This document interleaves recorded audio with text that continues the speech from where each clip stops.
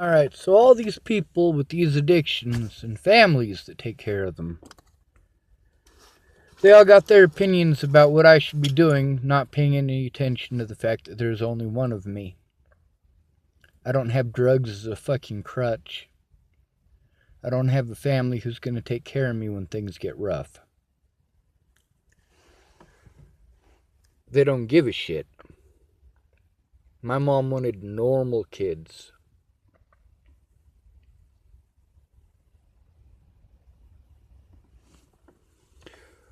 I knew that this was going to happen if I couldn't get someone to go in with me to make the police take a report. I knew it when I left Virginia. The first time I got assaulted was in January of 2017. That's not the first time I was assaulted, but it was the first time I was assaulted over the bullshit in Virginia. Before that, it was just threats.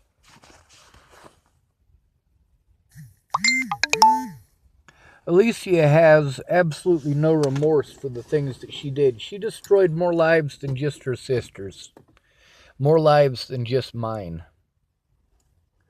Alicia Bollinger is a terrible excuse for a human being, no matter how pretty she is.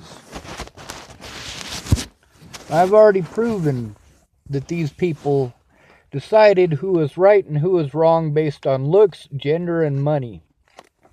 I don't look pretty, I don't have a vagina, and I am more broke than Natalie will ever have to worry about being. Alicia as well. Fuck them. Now, there's a lot of people whose stuff I'm going to be posting up. Now, see, I tried to be nice. I did. When these people gave me their word, I tried to be nice and believe them.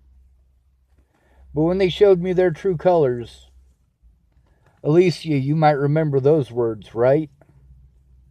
You showed me your true colors, you fucking cunt. People don't like the fact that I speak harsh words. Well, I don't like the fact that I can't see my loved ones. There's a woman named Angela. She's got a meth addiction. She's tried to kill herself a few times. What makes her suicidal is not being able to see her son. So when her son leaves, she gets suicidal. She also makes bad decisions that I don't. I don't do meth.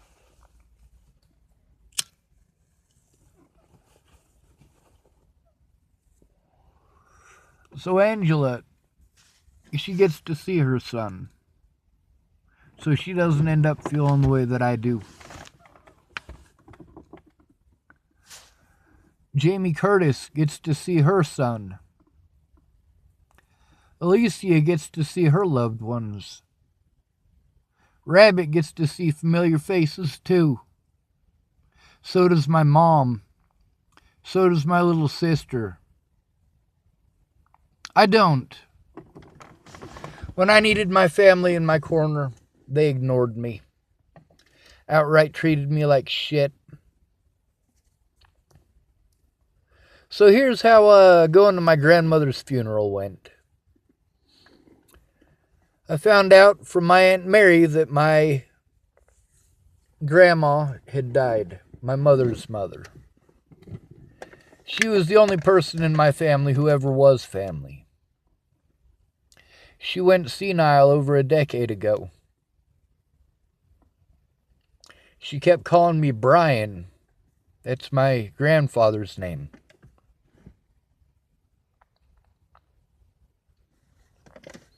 So, my older brother asked me for a ride, but I was put on a Facebook ban. Like, literally, as he typed that, that's when the Facebook ban popped up. For speaking out because the police wouldn't take my report. I would not have had to say these things on Facebook if the police had done their jobs. So, I went looking for my brother twice. Cost me about $80. Turns out he already had a ride, but he didn't bother to tell me that. So, me and Graham went up to my grandma's funeral. Of course, I had to pay for everything because he's the one who's doing me the favor. So we got up there for my grandma's funeral, and the night before my grandma's funeral, I'm staying at Laura Nelson's store, Nettie's Treasures, in Chapel, Nebraska. If you ever head through Chapel, Nebraska, it's just off I-80 and I-76, I believe. Nettie's Treasures. So, Laura Nelson has a son who's autistic. He doesn't speak, but he's highly intelligent. And me and Graham, we're staying in the store. We're going to stay the night there. Go to my grandma's funeral the next day. Well, then Ted Bollinger starts getting a hold of me on Alicia's YouTube account. And he's asking me for my phone number. Alicia had my phone number. She called my phone number from Miss Shelley's telephone on the 29th of December of 2017. For 7 hours, he refused to show me any evidence that she was all right or that she was okay. She had my number. There was no reason why he, being on her account, that he would have required her to be there for. There's no reason he shouldn't have her phone number. So yes, I was obviously fucking paranoid. I was paranoid that that son of a bitch had done something to Alicia. Fuck that dude.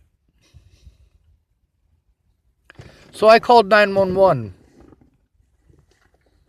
Officer Jordan Anderson showed up. Graham, who was supposed to help me, didn't bother finding out anything about what was going on because he was too busy with Tabby's ex, the alcoholic. His name is Josh. So every time Graham was going to help me, Josh, the alcoholic, needed attention. Just like Teresa needed attention when I needed help. She needed to whine about her dead fucking husband. Fuck you, Teresa. I don't give a fuck about your dead husband. I am glad he's dead. I am glad that it hurts you so much.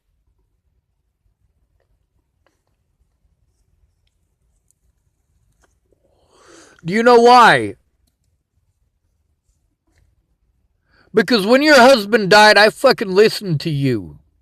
When Natalie died, you wouldn't listen to me. You wouldn't shut the fuck up about your dead goddamn husband. I'm glad Fred is dead. I am glad your husband died. Because of how you treated me when I needed a friend. When I needed help.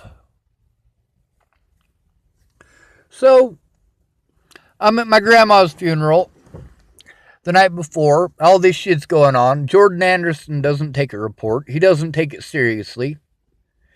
It's actually against the law for him to not write a report about a 911 call. But he didn't. Because of what Graham told him.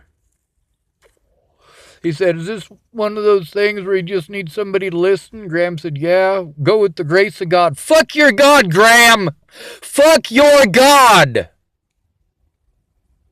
You fucking dumbass! So I go to my grandma's funeral the next day. My mom is pissed off that I'm there. She doesn't even shed a tear. She's just pissed off that I'm there. And she whines, moans, and complains that she just wants normal kids. Bitch!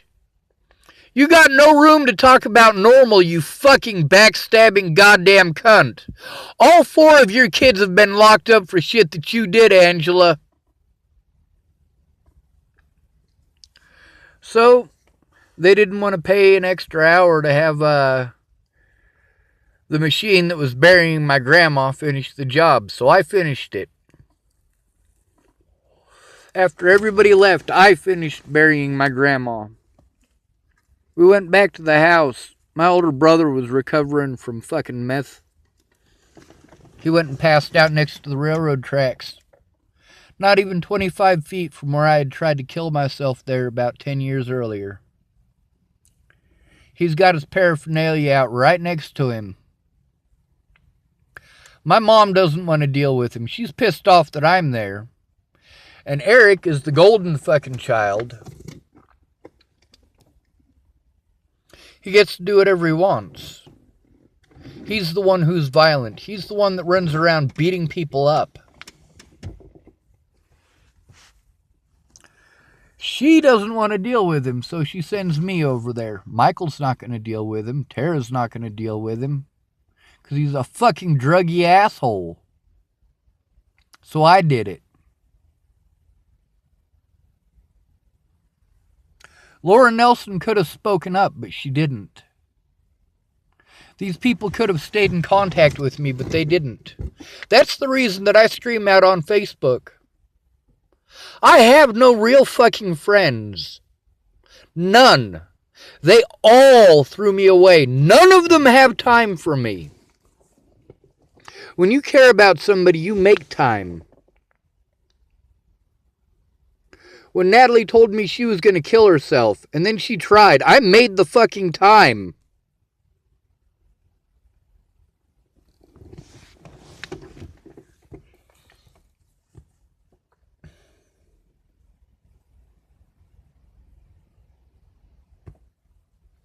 I don't go to funerals. I've been to 3 funerals in my life. My grandma Schwartz's funeral, I showed up late. I was 4. Chance Dale's funeral, that's Candace's brother. And my grandma's funeral last year. My grandpa's funeral was this year, the very beginning of it. Fuck no, I'm not going to his funeral. Are you fucking kidding me? That guy's a fucking rapist and a child molester. He raped my mom. This man stuck his penis in his own daughter. Meanwhile, my mom was interested in his money. She's fighting with... The man's name is Brian Bruns. She's fighting with Brian Bruns' wife over money. That's why she cares more about that child molester than she does about me, is because she's not going to get any money out of me.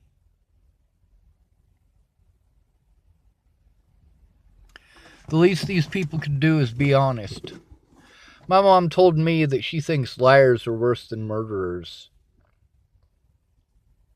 Meanwhile, she can't tell the truth. Now can she? She is worse than a murderer.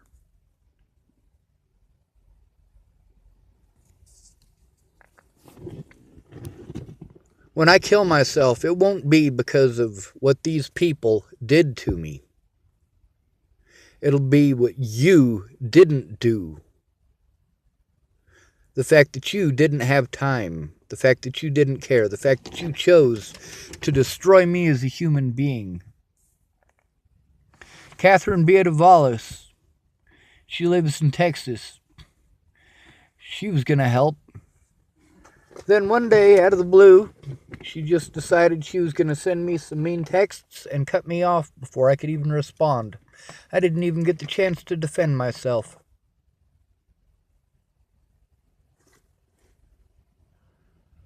All of these people went out of their way not to understand, not to talk to me, not to communicate me in an effective fashion. Instead of listening to what I have to say, they wanted to take things as badly as possible as they could in fucking texting. Fuck all of you. Assisted suicide should be legal. Mandy Hughes. She was one of those people who was going to go in with me to make a report, but she ended up with a warrant. So she couldn't go. She's not the only one.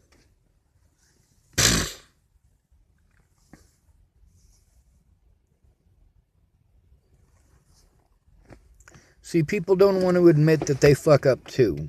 It's easier to just blame it on somebody they can get away with blaming it on.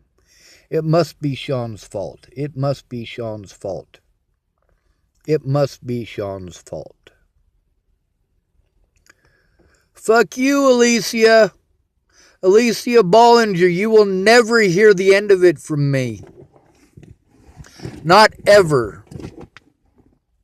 Angela K. Wade, you will never hear the end of it. And Brian David Bruns, I'm never going to stop dropping your name, you piece of shit.